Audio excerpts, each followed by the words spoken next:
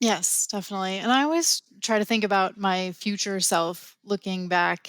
I'm not going to worry so much if something wasn't perfectly positioned in the photo. I'm just going to like to be able to look back at it, see what was important at the time.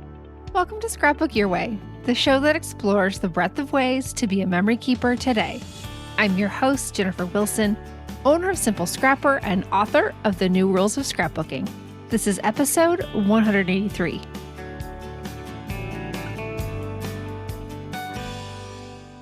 In this episode, I'm joined by team member Helen DeRam to chat about seeing the details of your life, including yourself, in your photos and your scrapbooks.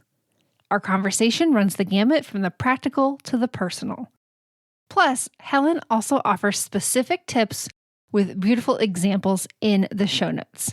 You can find this episode and 182 more at simplescrapper.com/podcast.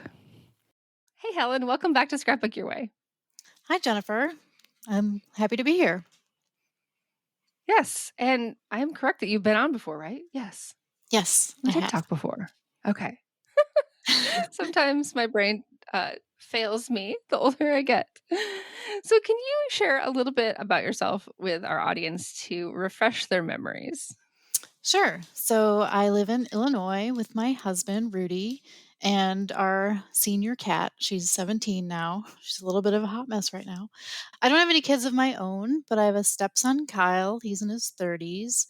I am a director of IT. I've worked at the same company for 20 years. I've also scrapbooked for 20 plus years. And when I'm not scrapbooking, I like to do gardening and go antiquing. Sounds so fun. Yeah, I love all of your gardening photos. Someday I will have more of a green thumb. For now, it's only my husband keeping things alive. Well, at least there's one of you. So what's Yes, yes, yes. For a long time, there was neither of us, and then the pandemic turned him into a plant daddy, and so Nice. he's all into it now. Yeah, yeah. It's really nice to have plants in the house because we didn't have any pre-pandemic, and then he brought in a bunch that he had in his office, and then we just kept adding, and now we have like a plant room. So Oh, that's great. it's awesome. Yeah. So what's exciting you right now in scrapbooking and memory keeping? So I'm really just loving the brand 49 and Market and everything they're putting out. And that might have been my pick last time as well, particularly the rub-ons that they have. I think I have Mm-hmm. all of them and I have some more on my list. There's a new collection coming out or it's out now. It's in one of my carts. Curator's Meadow. It's all natural stuff and there's some animals and butterflies and flowers and things. And I just love that. And the rub-ons particularly, they're just beautiful and they work really well. Rub-ons back in the day were not so great. These are just beautiful. I try and put them on all my pages. Yes, I can imagine. I can see how that fits with your style, and yeah, their products are really beautiful. And of course, rub-ons are one of the most fun supplies ever. So, Yeah, they're great. And they like one of the ones that they have or a style that they have are like little splattery dots, which I love because I can just hmm rub them on the page wherever I want and not have to worry about actual ink or paint or anything. yes, yes, I've heard that several different conversations we've had on the podcast about ways to get the messy look without the mess, and with rub-ons, doing a hybrid type of thing.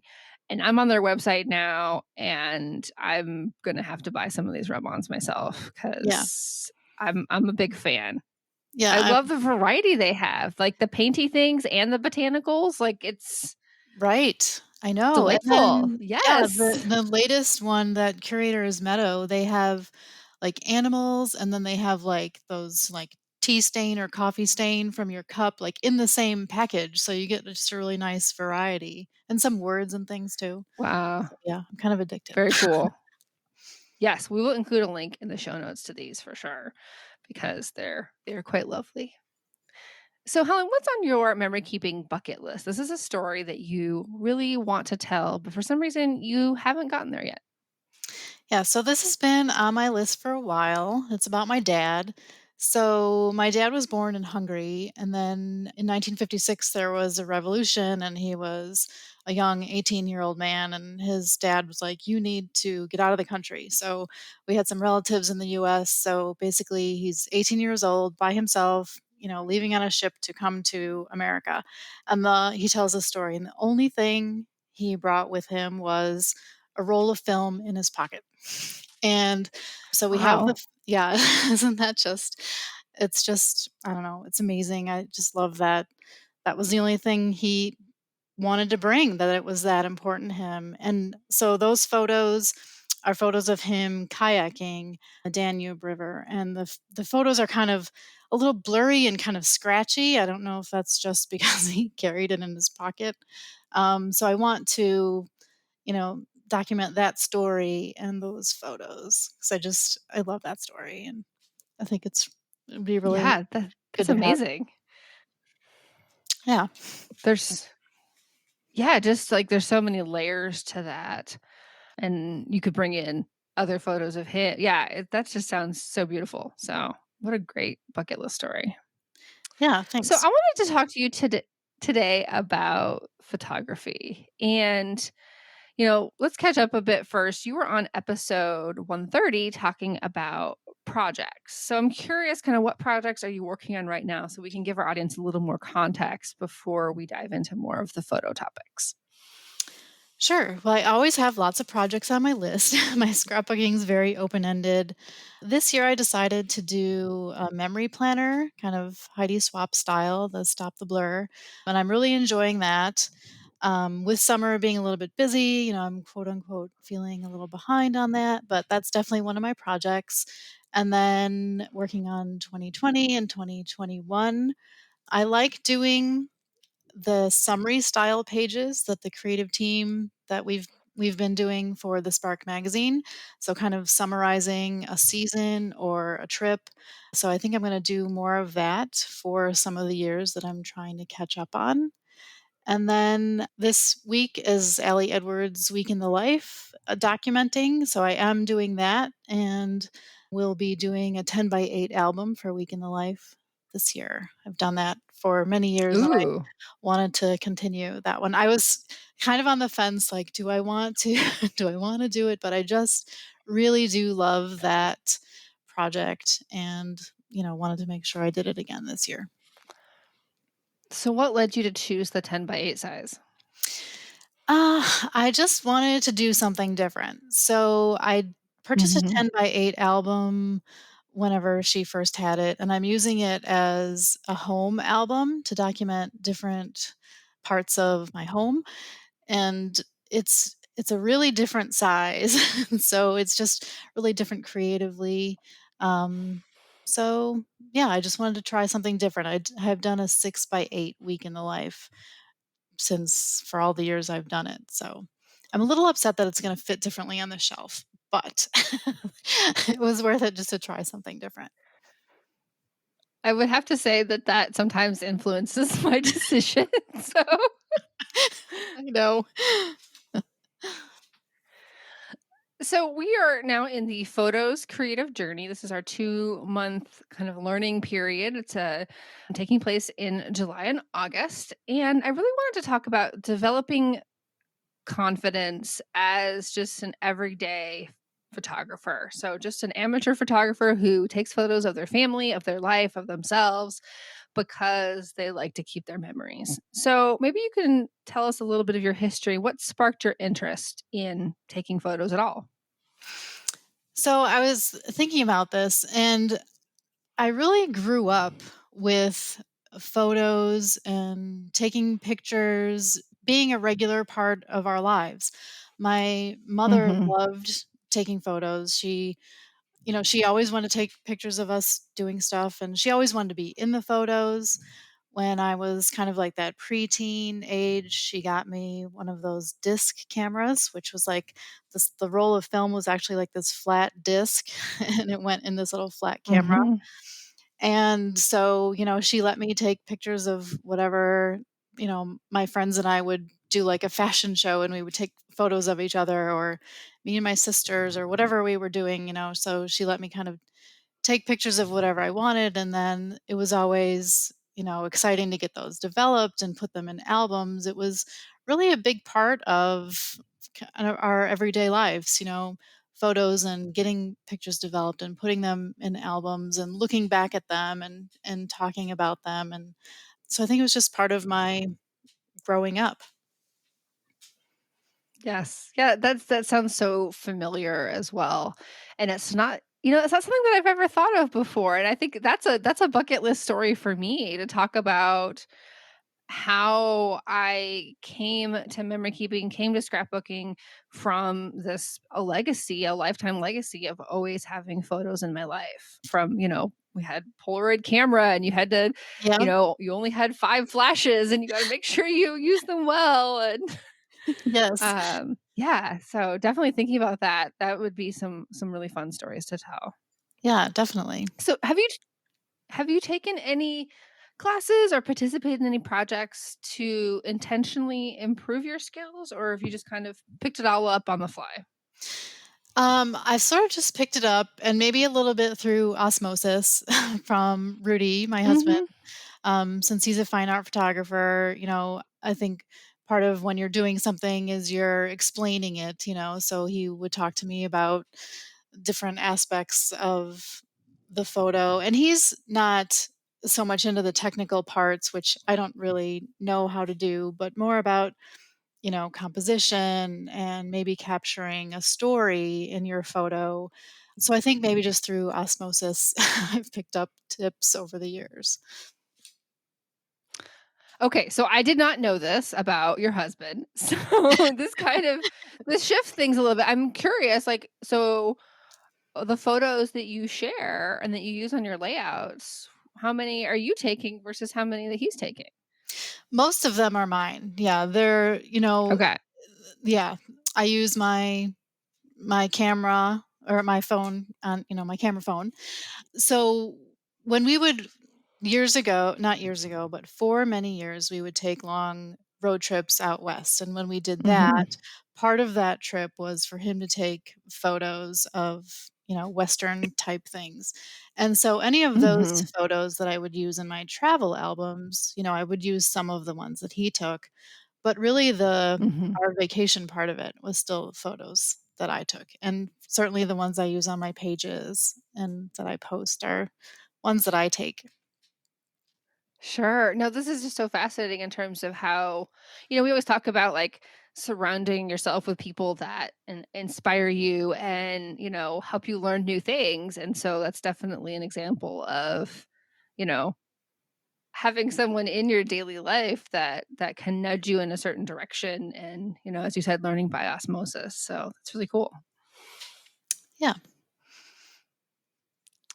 So, some of my favorite photos of yours are these little still life scenes, little slices of real life, like washing dishes or, a cabinet that, looked particularly cute.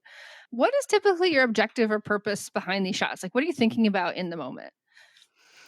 So I like kind of capturing the stuff of life, right? I like seeing, Hmm. um, you know, I so in my house I like to change my decor a lot, just kind of move things around, and so I like taking photos of that. I like just kind of seeing and looking back and seeing how things are. Like, I remember when I was a teenager, my dresser, I had all these little, knick-knacky things on my dresser, and then on the mirror, I had all these photos and, kinda tucked in the side and postcards and little things, and one of my friends took a picture of my dresser and gave it to me and said, "Here, put this picture of your dresser on your dresser mirror." But looking back at that photo, like, I just love it. I love seeing all the stuff I had, and brings me back to that time and that feeling. And so I wanna make sure that I'm still capturing those types of things now, whether it's, what's on the table or what's on my bookshelf or in a corner. And then I also like to capture, what I'm doing, whether it's something like doing the dishes or doing something I love, like gardening or scrapbooking or, just the doing the things that I like to do. Yeah, I love those little shots of especially ones I see from the past where obviously it was a photo of a person, but then you notice the stuff in the background. So intentionally taking kind of those contact shots are really fun. And I'm thinking about this little display in my daughter's room. I have one of those printer trays, right, for the all the letters and stuff. And I'm Yep. guessing you have at least one of those because it seems like your style. But I did mine all with, like, I painted it white, and it's got little scrapbook paper backing each little box, different paper for each one, and it was all very, like, kind of cutesy because it was for her nursery. But now she's taken all of her little, like, little animal toys that you don't really know where to keep. She has Yep. them all, like, set up in there because Nice. it's the perfect little home for them, and so I need to capture that before that goes away, before she's no longer interested in that, and she's decided she doesn't want those little things. So, yeah, Definitely. super Yep. fun. So when you are taking these images, are you kind of styling them or do you just jump in and capture it right as is? So, it's just as is. I find if I try to style it, it doesn't look right. Like, and I was thinking about it as like when you're styling something, you're trying to make it look like real life. And so for me, Mhm. just taking a photo of real life is easier and turns out better. So usually, I'll take a shot and I'll look at it real quick.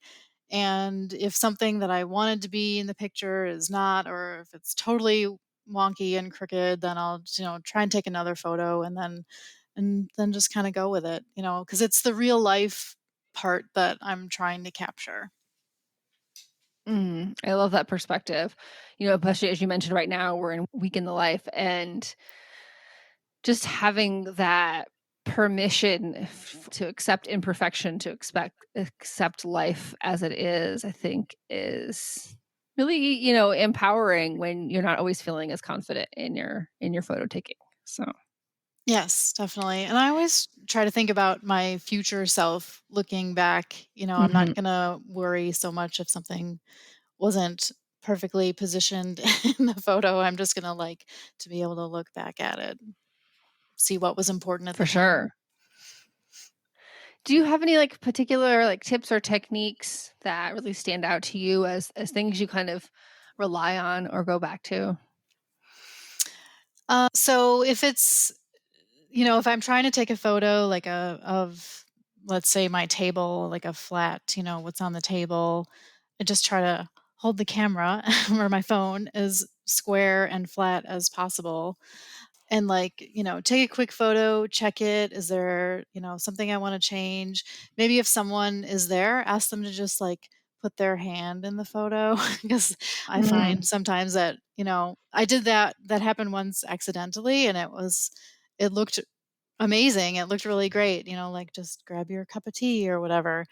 And then something that, people probably already know by now and are doing, but make sure your lens is clean if you're using your camera mhm. phone, especially if you're using that front lens. I'm always checking it before I take a photo to make sure that it's clean. So, and the other thing too is, um, I'm trying to capture a lot of times, we'll be doing something and like it's just a great moment or feeling or whatever, and I want to try and capture that feeling. So if you're just kind of feeling the moment, like it doesn't even have to necessarily be a picture of you or the people, but maybe just part of where you are and trying to capture that feeling. I think that kind of helps. Like if you're in the moment, you're feeling that feeling, take that photo, and usually that photo then is kind of a nice reminder back to that moment. Yes, yes. I think I've given myself permission to take truly sometimes horrible photos just to be able to like capture a moment because I know I don't have time here to like get the settings right or change anything about it. All I can do is choose to take the photo or not take the photo. Right. And I've only regretted not taking the photo. I've never Yeah. regretted taking a photo. So, Right. Right. Absolutely. yeah, I will always think back to the day we brought my daughter home and we didn't take any photos. We took photos at the hospital before. We, of course, there were lots of photos taken later. But that day, I wanted a photo of like the three of us on the front porch, and we never got one. And I kept Oh, thinking, oh, we need to do that. And then, something was getting in the way, or yeah. So always take the photo. yes, absolutely. I've also noticed that you are very skilled and clever at incorporating more of these other shots, these contact shots, the landscapes, the everyday life shots into your scrapbooking. It's not just people photos. So when you're putting together a layout, particularly these, you do a lot of like really beautiful, detailed 12 by 12 double pages. How do you decide what you want to include? I always try to include, like, I want pictures of the people, whether it's, whoever was there, like all together or at least separately. And then I definitely, if there's landscape, I want to include that. And then, if it's like an everyday kind of thing, like home life, I want to make sure there's a picture of the cat in there somewhere. And then, part of, the stuff. So it's kind of like my little, do I have everything represented? I have me, I have Rudy, Mm, cat, whoever else was there, if Kyle was yeah. there and the scene and what we were doing, I try to include all of it and some close ups, some faraways. So I do kind of um, look at that intentionally when I'm putting my pages together. I love that. I know I need to do more of that. I'm very like feeling very like self-reflective during our conversation today. So, I will sometimes just end up choosing one photo because it's the best one rather than choosing more photos that can provide more context. And so, yeah, I think I will definitely include at least one example of your pages in the show notes for this episode so that our listeners can see kind of the variety of types of photos that you'll include in a page. Now, shifting gears, I also noticed, and this is really kind of what prompted me to ask you on, is that you've really focused on taking regular selfies over the past year. And you've been participating in the Thursday 3 project. This is a hashtag on Instagram where you're invited to share 3 things about yourself. And this was started by Kristen Tweedale. And can you maybe just start by telling us why you decided to share through that project? Sure. So I wanted to be posting more on Instagram of my what I'm doing with my scrapbooking, my layouts and memory planner and stuff like that. But I didn't want it to just be that. I wanted to incorporate, a little bit about me. And I was hoping that, since you could do it weekly, obviously, that it would encourage me to post more regularly. Because a lot of times I'll think like, "Oh, this would be great to post on Instagram," and I'll even, like, in my head, figure out what I'm gonna say, but if I can't do it at the moment, that moment passes, and then I'm like it comes around later, I'm like, "Oh, I'll just, I won't post it." So I was kind of wanting to do Thursday 3 to encourage me to post more and to share a little bit about myself, so it's not just my scrapbook pages. So that's why Oh, I love that. And I hear that so much on the podcast on how varying degrees of accountability. Even this one is kind of the lightest level of accountability you can get, but that helps us do more of the things we want to do. And because when you have others out there who are going to react to it, that provides a little bit of positive feedback. And I think it's kind of self nourishing in a way that the more you do it, the easier it gets, and the more you even look forward to doing it. So I think it's a really powerful activity, and I love sharing as much as I can through it as well. yeah. So I'm curious, are you a one shot, here's my selfie, I'm gonna then share this one, or how many images do you typically take before you pick the one that you're going to post? Rarely is it one shot. So I looked back at my last Thursday 3 post and found all the photos, and there was actually like 16 photos, which sounds a little ridiculous. Mhm. But what I do is I just take them all really fast. And a lot of times I'm not necessarily even looking at the camera. I'm just, I'll hold the camera up, take a photo, change my expression or turn my head or do whatever and just keep taking photos. And some of them are, even just blurry in between photos. But I find that, if I take more photos, I'm more apt to get at least one that I like. Um, so that definitely, I tend to take more than just, one and done.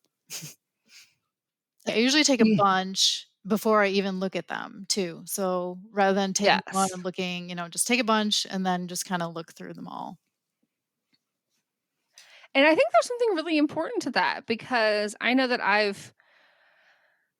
well, sometimes when I do that, I will say, "Oh, well, that one's no good," and I delete it, and then I keep going and like, "Oh, but maybe that one I deleted was better." And I think it's good to just to take a whole bunch and then kind of start weeding narrowing them down from here's the batch, I'm gonna pick one and then move on with my life rather than take one, look at it, not like it, keep taking another one, and eventually it's like Right. the first one that ends up looking the best, right? So Right. Right. I think that's sometimes one of the most natural is the first one. Uh, Yes.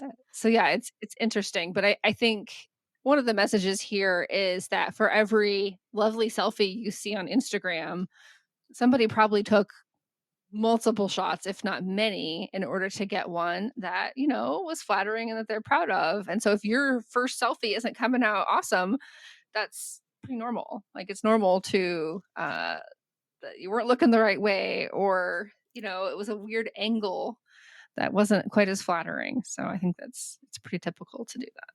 Yes, definitely. So have you always been comfortable taking selfies or including yourself in the photos? Yes, I have. I don't know, when we officially started taking selfies. I was trying to think like with my little disc camera if I was taking selfies. I think maybe me and my friends were just taking pictures of each other. But my mom, again, back to my mom, she was always taking photos and she always wanted to be in the photo. It wasn't, she wanted to be in the photo. She's like, take a photo of me with, Nancy and Jenny, my sisters, or take a photo of all of us. She wanted to be included in it. So I think just kind of growing up that way, it was normal to be in the photo, Mhm. to take photos of yourself. As a matter of fact, like my mom had passed away about 5 years ago, but I had all her photos and her camera and she was taking selfies of herself and in her 70s and I just thought that was awesome. So That is awesome. I love it. So how does it feel when you take a photo of yourself? Like what's your kind of internal monologue as you're reviewing those, the 16 options to pick the one to share? well, usually, the time or the day or whatever I'm gonna take a selfie, it's because I'm feeling good, whether I'm Mhm. feeling like, "Oh, my hair is nice today," or "I like my cute shirt," or I'm just happy and I wanna capture this happy feeling. So, it makes me feel good, and I'm taking a photo because I feel good. There's maybe, like, an odd photo or 2, especially from, like, pandemic era where I wanted to capture my not feeling good days. But normally, I'm wanting to capture a happy feeling, and so, I'm feeling good about it. I do, you know, we all kind of can be harsh judges of ourselves, and I try not to do that and just say, "Well, that's it's an unflattering photo. I'm not gonna use that. No one needs to see it," you know? And just kind Mhm. of go with the one where I like the way it looks. So, yeah, I try not to let myself feel bad about what the camera did, I guess. Yes, yes, I love that. When you're like kind of itemizing the scenarios in which you feel good, and sometimes to me it's like, "Oh, that's really good light." So whether it's me taking a selfie or taking a photo with my family, I'm like, "Ooh, that's really good light. Let's go take a picture." Yes. That's will kind of trigger me into getting excited because I know it's more likely to turn out well if the light is good. Yes, definitely. Light is very important. We're always looking for that when we're taking family photos. Like, we were just doing that this past weekend, like, with my dad for Father's Day, like, "No, over here, let's Mhm. walk over here now. It's better over here." So So one thing I noticed, and you mentioned this a little bit, that you definitely vary the perspective, kind of the approach to your self-portraits. Some of them look like you took, extending your arm out. Sometimes used maybe a self-timer, remote shutter. So is kind of this variance, is this an intentional creative decision versus just taking the same kind of selfie like every week? yeah, I want to make sure, and I think I said it before, I want to capture the things that I'm doing, and especially the things that Mhm. I really like doing. And again, capturing that feeling, like, it's let's say it's a rainy Saturday and I have nothing to do and I get to scrapbook all day and I have a fresh cup of coffee and just everything is perfect. And Mm. I want to capture that feeling in that moment, and me scrapbooking. So when I look back on it, I remember that. Um, so I yeah, I like capturing me doing the things I like doing. I also like doing just the standing in front of the mirror kind of selfie. So I do definitely like to vary it up and capture not only, what I looked like on the day, but what was I doing? Doing something I love.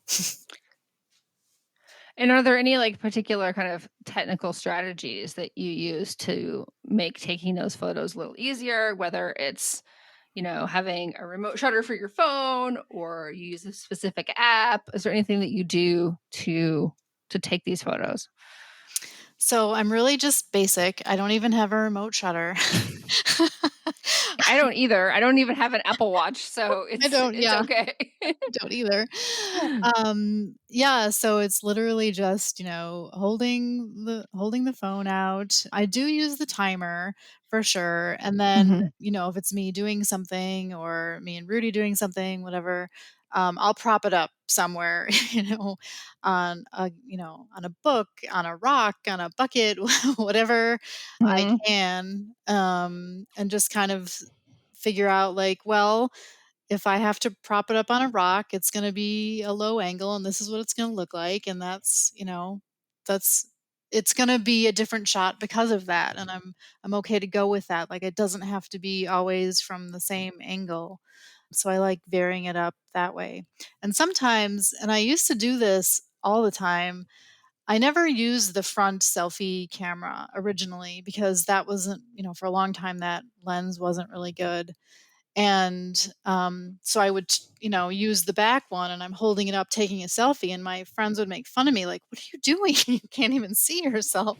I'm like, "Yeah, but I like the way this looks better." Ultimately, Mhm. I might not be able to see myself, but I'm gonna get a better picture. So sometimes I'll still do that.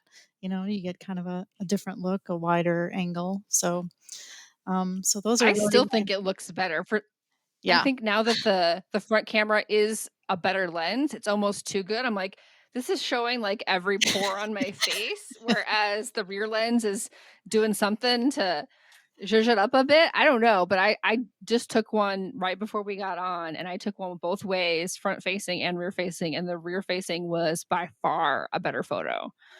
So, Good. I wasn't perfectly centered, but who cares? I'm going to crop it anyway. So, Right, right. Well, good. I'm glad I'm not the only one doing that. no, definitely not. So, do you have any advice for someone who maybe is lacking in confidence of taking photos in general or taking photos of themselves?